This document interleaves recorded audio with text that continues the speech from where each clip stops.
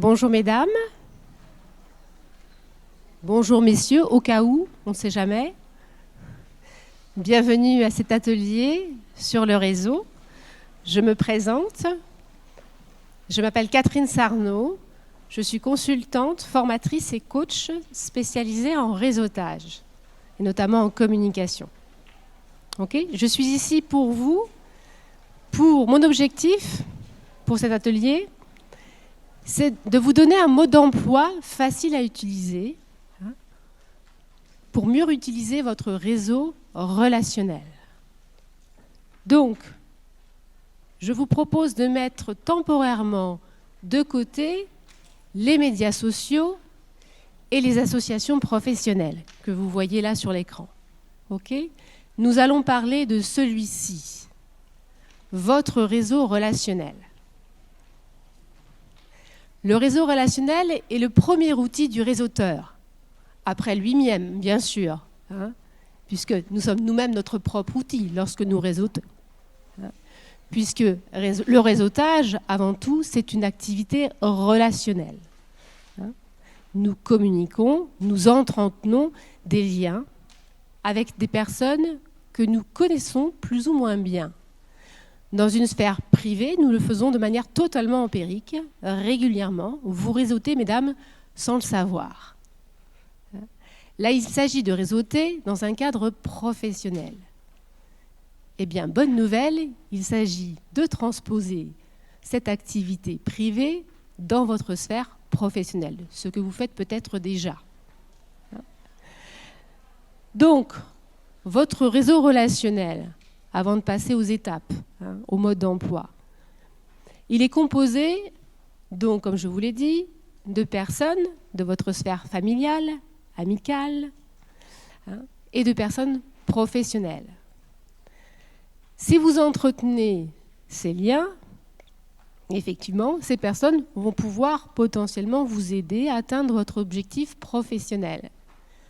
Vous reconvertir, rebondir, créer une entreprise, tout simplement monter en compétences, en expertise, trouver des partenaires, voire même faciliter la vente de vos activités. Je dis bien faciliter, car le réseautage arrive en amont de la vente. J'entends souvent, ah oui, réseauter, c'est savoir se vendre. Surtout pas, bien sûr que non. Il n'y a pas d'enjeu de vente ou de candidature. C'est bien en amont. Vous réseautez justement pour vous retrouver en face de recruteurs potentiels. Et là, vous vous vendez. En face de clients potentiels. Et là, vous vendez. Mais lorsque vous réseautez, vous n'avez ni CV, ni offre commerciale. Ça, c'est le postulat de départ. Alors, le réseautage, c'est une activité qui existe depuis que nous existons, déjà. Il faut se le rappeler. Donc c'est pour un peu démystifier un peu cette activité-là, qui est devenue aujourd'hui incontournable.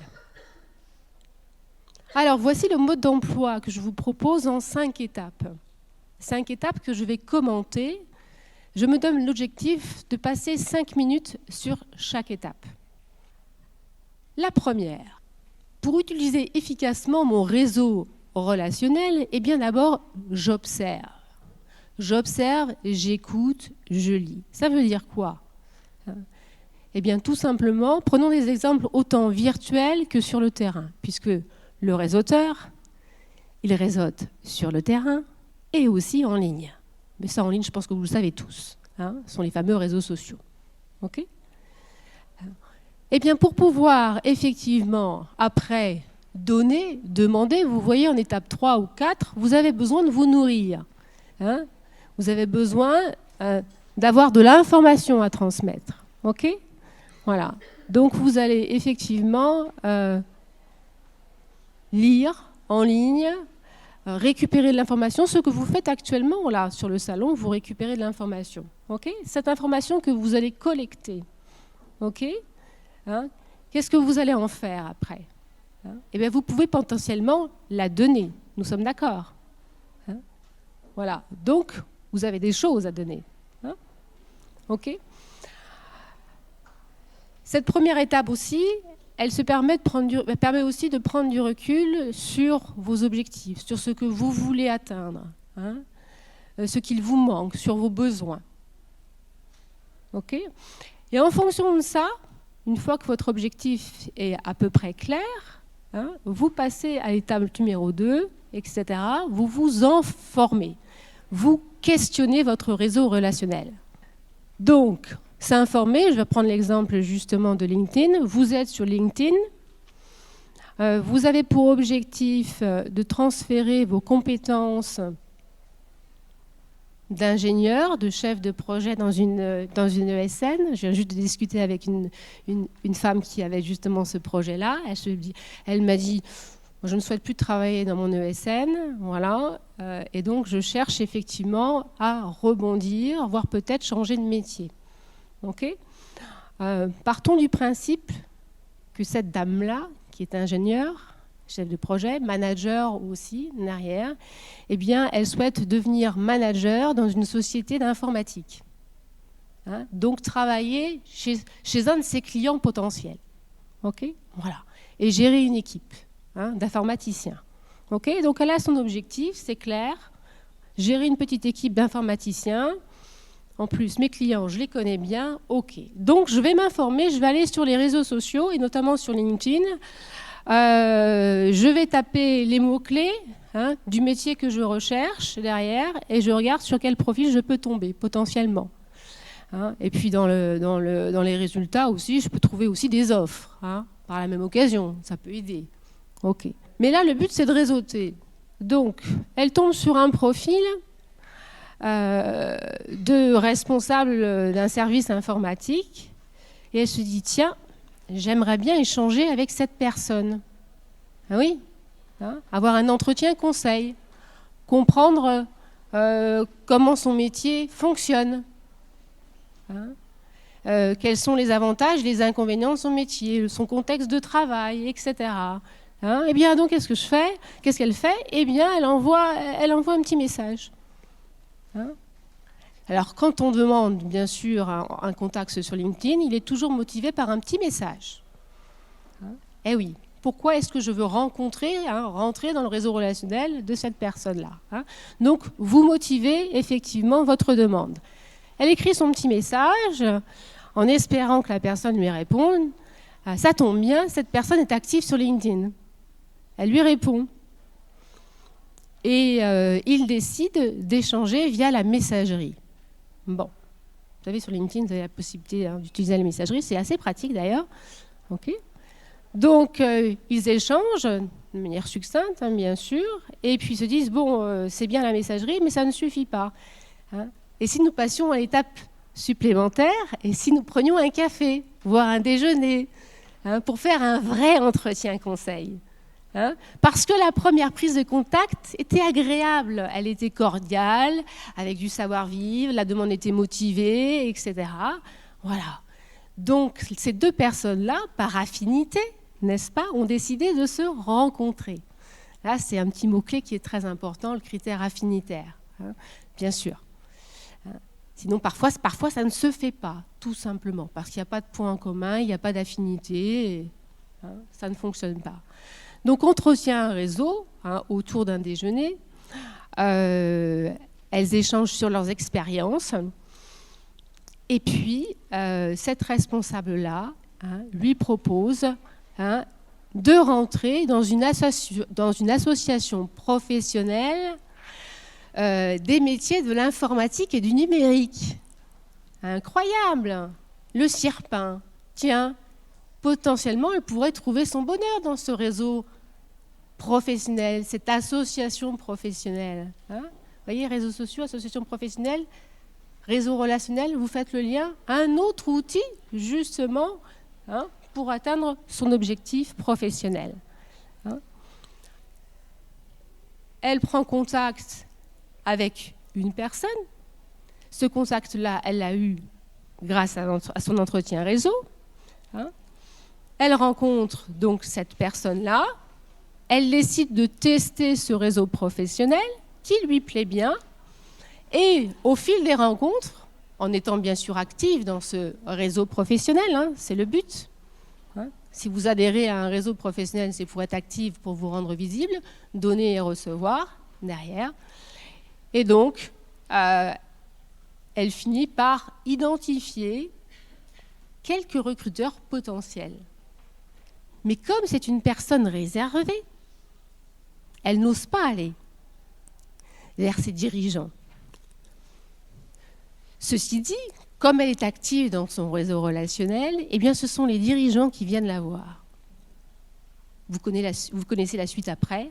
Après, c'est là où s'arrête l'activité de réseautage. Hein, et là, après, elle passe dans une phase de candidature. OK ? Voilà. Donc, vous voyez, j'informe, je questionne, et hein, on peut arriver comme ça, hein, de bout en bout, hein, à ce que l'on recherche. Alors, troisième étape, bien sûr, hein, pour utiliser efficacement son réseau, vous avez besoin de donner. Hein. Je donne, je reçois. Aujourd'hui, mesdames, vous êtes toutes en demande. Nous sommes bien d'accord. Hein. Mais oui, si vous êtes là, c'est que vous avez des besoins, hein, à satisfaire. Eh bien, par rapport à ces besoins à satisfaire, bien sûr, vous pouvez aussi donner de l'information, donner des conseils, puisque vous êtes toutes des professionnels. Nous sommes d'accord, non ? Donc, vous avez toutes de la valeur. Donc, lorsque vous recevez, en dessous, quatrième étape, eh bien, vous pouvez aussi donner. Hein. Mais dans les règles du réseautage, c'est donner d'abord avant de recevoir. Ce sera plus facile, forcément. Alors vous me dites, oui, mais bon, moi j'ai mon besoin, je suis en entretien conseil, je reviens sur cet ingénieur. Bon, qu'est-ce que je pourrais bien donner? Je suis en entretien conseil. Moi je viens pour récupérer des conseils. Qu'est-ce que je pourrais bien donner? D'après vous? Est-ce que vous avez une idée? Est-ce que vous avez le droit de parler? Je ne sais pas. Si, vous avez le droit de parler. Alors, qui a une idée au premier rang? Ah, même au fond. Oui, mais quoi précisément?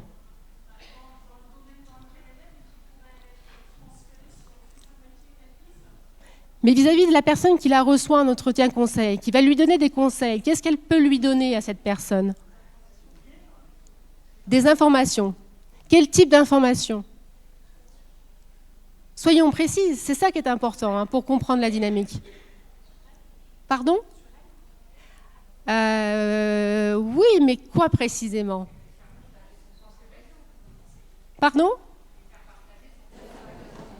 Exactement. Elle peut lui faire partager effectivement son propre réseau, donc elle peut mettre cette personne en relation avec une des personnes de son réseau relationnel, à condition qu'elle ait identifié le besoin. Nous sommes d'accord. Hein, voilà. Donc, lorsqu'on part en entretien réseau, en entretien conseil, qu'est-ce que l'on fait? On le prépare. Ouais, et oui. Donc, on s'intéresse au profil de la personne sur LinkedIn, son activité, son actualité, si elle publie des choses, et on se dit, qu'est-ce que je pourrais potentiellement lui donner? Qu'est-ce qui pourrait l'intéresser? Pour rééquilibrer les rapports. Vous ne faites pas que recevoir, vous donnez aussi. C'est très important. OK ? Et si, malgré tout, vous ne voyez pas ce que vous pouvez donner, c'est-à-dire une information, un contact, etc., une expertise, voire un client potentiel, qui sait? Eh bien, à la fin de l'entretien réseau, posez-lui la question, en quoi puis-je vous aider? C'est tout bête, mais ce sont des petites clés qu'il faut que vous respectez la règle du réseautage qui est primordiale. Hein. C'est du gagnant-gagnant, certainement pas du donnant-donnant, mais c'est savoir effectivement donner et recevoir. OK? Donc, je donne et après je demande. Alors, demandez. Qui sait facilement demander dans la salle? C'est notre fameuse éducation judéo-chrétienne. Hein, difficile de demander. Hein, il y a quelques contraintes éducationnelles. OK. Donc, nous n'osons pas demander, pour diverses raisons, derrière. Donc, qu'est-ce que vous pouvez potentiellement demander à votre réseau relationnel? Quelque chose de facile et de rapide. Vous ne pouvez pas demander à vos contacts de rechercher un emploi à votre place. Vous ne pouvez pas demander à vos contacts de rechercher des recruteurs potentiels, de passer des heures sur votre CV. Mais vous pouvez demander des choses très simples, à condition que votre demande soit ciblée et facile à satisfaire pour votre contact. Ça, c'est la clé. OK ? Et bien sûr, le dernier point, j'assure le suivi. Donc ça veut dire quoi? Ça veut dire que pour bien entretenir son réseau relationnel, eh bien vous remerciez la personne qui vous a aidé et le connecteur. N'oubliez jamais le connecteur si vous êtes recommandé, très important. Et vous faites le suivi. C'est-à-dire que vous tenez au courant les personnes de l'avancement de vos actions et de vos projets. C'est très important. Voilà. Voilà, mesdames, si vous avez des questions, je suis à votre disposition. J'espère que j'ai répondu à vos attentes. Merci de votre attention.